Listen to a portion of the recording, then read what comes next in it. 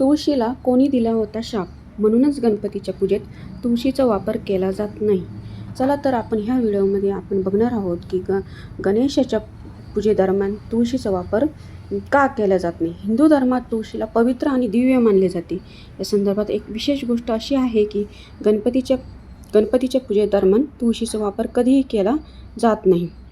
2 November रोजी तुळशी विवाह साजरा केला जाईल. धार्मिक श्रद्धेनुसार या दिवशी भगवान विष्णू त्यांच्या 4 महिन्यांच्या योगिक निद्रेमधून जागे होतात. या 4 महिन्यांना चातुर्मास असे म्हणतात. हिंदू धर्मात शुभ कार्य भगवान विष्णू जागे झाल्यानंतरच सुरू करतात असे मानले जाते. या दिवशी तुळशी विवाह साजरा केला जातो. हिंदू धर्मात तुळशीला पवित्र आणि दिव्य मानले जाते. असं असताना या संदर्भात एक मनोरंजक आणि विशेष गोष्ट अशी आहे की गणपतीच्या पूजेदरम्यान तुळशीचा वापर कधीही केला जात नाही. त्यामागे एक पौराणिक कथा आहे, ती आता आपण जाणून घेऊ.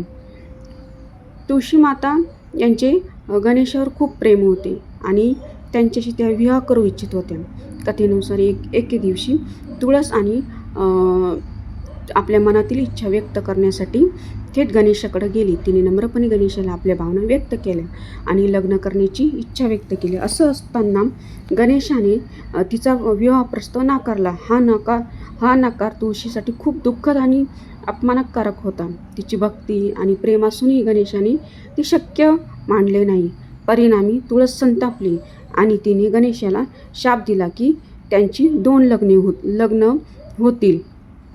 या शापामुळे गणेशाने रिद्धी आणि सिद्धी ह्या 2 दिव्य बहिणींशी लग्न केले. तुळशीच्या शापामुळे गणेश संतप्त झाले आणि त्यांनी तुळशीलाही शाप दिला. गणेशाने तुळस एका राक्षसाशी लग्न करेल असा शाप दिला. या शापामुळे तुळशीने राक्षस कुळातील राजा जालंधरशी विवाह केला. पौराणिक कथेनुसार तुळशी मातेला तिची चूक कळताच तिने गणेशाची माफी मागितली. गणेशाने तिची प्रार्थना ऐकली आणि वचन दिले की कालांतराने तुळशी माता एक वनस्पतीचे रूप धारण करेल. तिची पूजा आणि आदर केला जाईल. या वनस्पतीला तुळशी असे नाव देण्यात आले आणि ती धार्मिक विधी आणि आध्यात्मिक शुद्धीकरणासाठी प्रतीक मानली जाऊ लागली.